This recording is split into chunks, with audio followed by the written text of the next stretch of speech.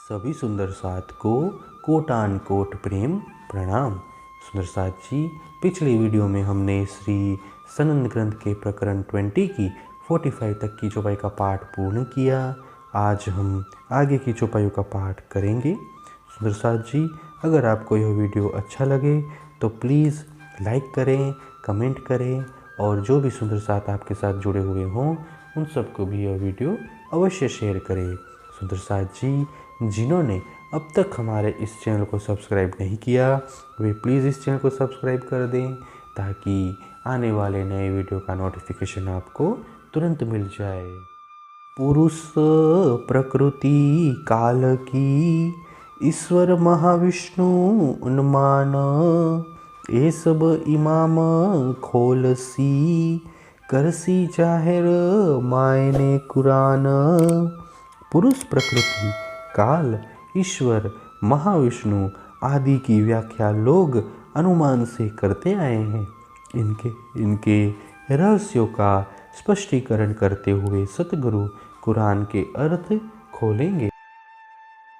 सदर तूल मुतहा अरस अजीम नूर जमाल सूरत सुभान ये सब इमाम खोलसी करसी जाहिर मायने कुरान।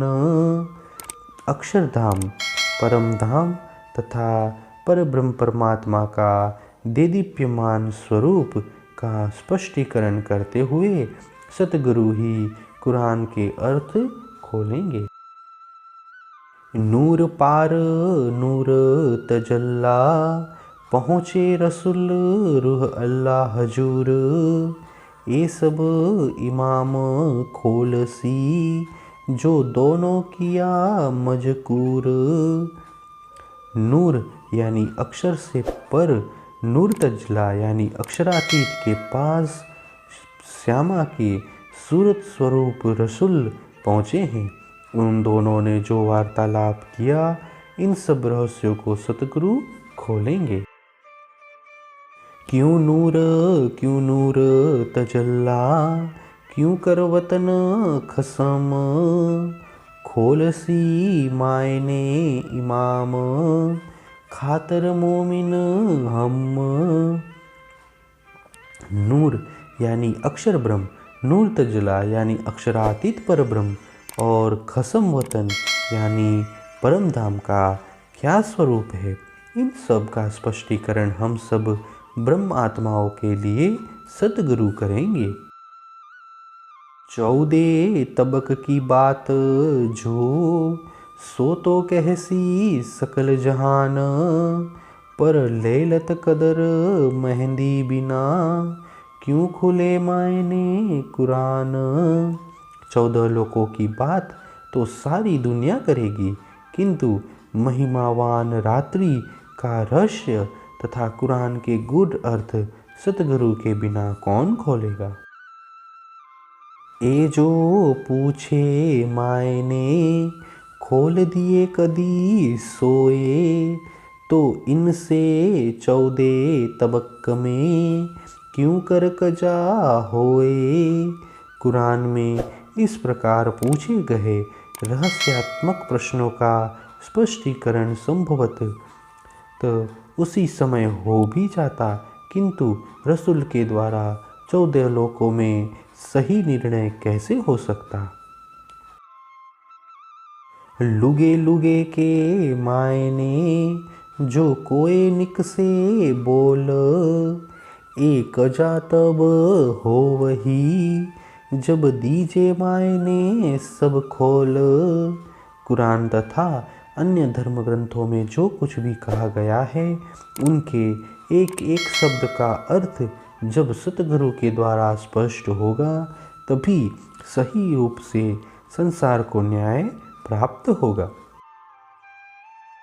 ए नूर के पार के मायने सो सारों को अगम एक लुगा बिना इमाम निक से ना मुख दम।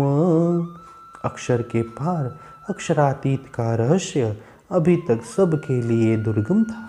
इस संदर्भ में एक भी शब्द कहने का सामर्थ्य सतगुरु के बिना अन्य किसी को नहीं था। जब मायने खुले मुसाफ के, बैठे इमाम जाहिर होए, तब ए दूनी जुदी जुदी क्यों कर रहसी कोए। जब कुरान की गुढ़ार्थ स्पष्ट हो गए एवं स्वयं सतगुरु भी प्रकट हो गए, तब यह दुनिया अलग अलग रूप में कैसे बैठी रहेगी। सो इमाम जाहिर हुए, ले मायने कुरान, नूर सबों में पसरिया, एक दिन हुई सब जहान।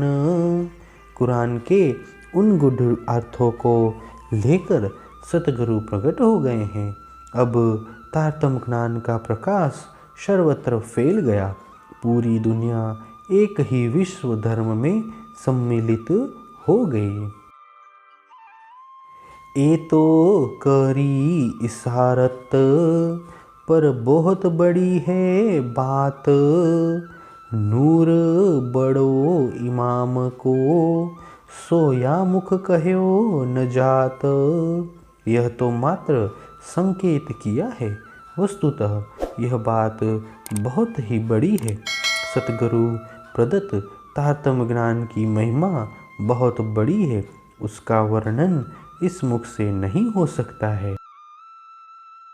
ए नूर खुद वतनी, सो क्यों कर सहयो जाए, नूर मत आगे तो करी, जाने जिन कोई गोते खाए।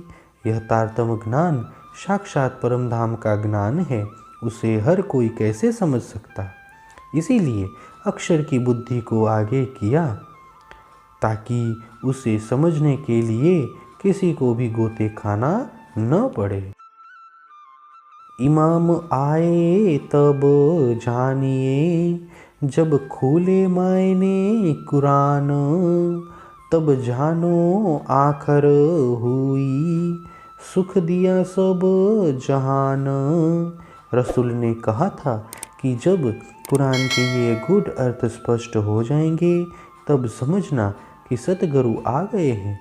यह भी समझना कि तब अंत समय भी आ गया है और वे सारी सृष्टि को अखंड सुख देंगे।